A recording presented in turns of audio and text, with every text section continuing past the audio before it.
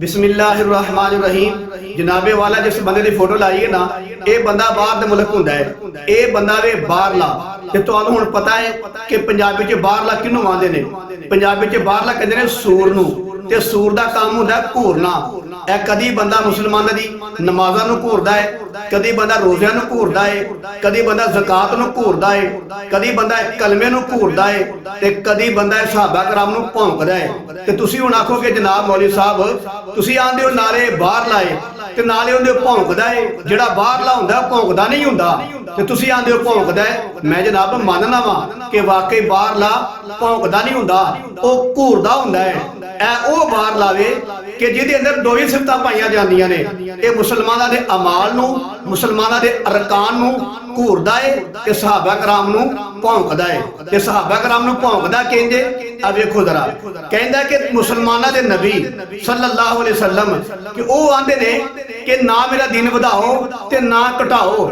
जिहड़ा दिन वधाए ओह भी सही नहीं, जिहड़ा घटाए ते ओह भी सही नहीं। ते नाले सानू आंदे हो ना दिन वधाओ ते ना घटाओ। ते नाले उमर रज़ी अल्लाह तआला अन्हु ने तरावियां 20 बना के दिन वधाया कि नहीं वधाया? ते नाले आंदा कि उमर रज़ी अल्लाह अन्हु ने अज़ान दे विच अस्सलातु खैरुम मिनन नौम दा इजाफा करके दिन वधाया कि नहीं वधाया? सानू आंदे ने सहाबा कराम कि ना वधाओ ते ना घटाओ, आप ही दिन वधाए भी आउंदे ने किते घटाए भी आउंदे ने। ते इह कादा इस्लाम होया? ए बंदा इंज इतराज करदा पिया। ते नाले आंदा कि लोकी आंदे ने मैनू कि इहदे को बड़ा नालेज है। ओ तेरे को नालेज घटा ते खे नालेज है। तेरे नालेज नूं मैं सुटना कूड़े दी बाल्टी दे विच। इनू नालेज नहीं आंदे, इनू गुमराही आंदे ने, इनू जहालत आंदे ने, इनू बेवकूफी आंदे ने, इनू पागलपन आंदे ने। साडे नबी करीम सल्लल्लाहु अलैहि वसल्लम ने खुद फरमाया, उन्हां फरमाया कि मेरा तरीका ते मेरे खुलाफा राशिदीन दा तरीका तुहाडे वास्ते सुन्नत है, लाज़म है। ते जो नबी ने फरमा दिता कि मेरा तरीका ते मेरे खुलाफा राशिदीन दा तरीका तुहाडे वास्ते सुन्नत है, ते कोई भी खलीफा राशिद जिहड़ा ना, जिहड़ा उम्मत नूं हुक्म देवेगा ना, ओह नबी दा तरीका होवेगा। ते कोई भी खलीफा राशिद जिहड़ा है ना, जो उम्मत नूं कोई हुक्म देगा ना किसी काम दा, चाहे वह दीन च नवां ही होवे, ते ओह नबी दा ही तरीका होवेगा। क्योंकि नबी ने खुद फरमाया मेरा तरीका ते मेरे खुलाफा राशिदीन दा तरीका तुहाडे वास्ते सुन्नत है, लाज़म है। लिहाजा नबी दा तरीका भी सुन्नत है ते खुलाफा राशिदीन दा तरीका भी सुन्नत है। ते जेड़ा बंदा खुलाफा राशिदीन दे तरीके नूं नहीं मानदा, ओह असल दे विच नबी दी गल नहीं मानदा। जेड़ा खुलाफा राशिदीन दे तरीके दा मुनकर है, असल दे विच नबी दी हदीस दा मुनकर है। ते जेड़ा बंदा नबी दी हदीस दा मुनकर होवे ना, साडा ओहदा कोई लेना देना नहीं हुंदा।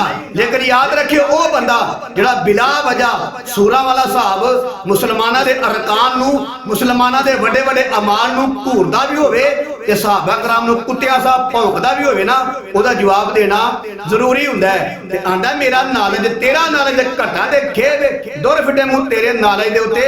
नबी सल्लल्लाहु अलैहि वसल्लम ने खुद फरमाया है मेरा तरीका ते मेरे खुलाफा राशिदीन दा तरीका लोकां वास्ते लाज़म है, सुन्नत है। ते जेड़ा मेरे महबूब दा काम है वह भी साडे वास्ते सुन्नत है, ते जेड़ा खुलाफा राशिदीन दा काम है वह भी साडे वास्ते सुन्नत है। नाले अल्लाह दे हबीब ने खुद फरमाया मेरे तो बाद अबू बकर ते उमर दी इक्तदा करना, पैरवी करना। नाले अल्लाह दे हबीब ने खुद फरमाया अल्लाह ताला ने उमर रज़ी अल्लाह ताला दी जुबान ते हक जारी कर छड़िया है। नाले अल्लाह दे हबीब ने खुद फरमाया है कि उमर रज़ी अल्लाह अन्हु नूं वेख के शैतान नस जांदा है।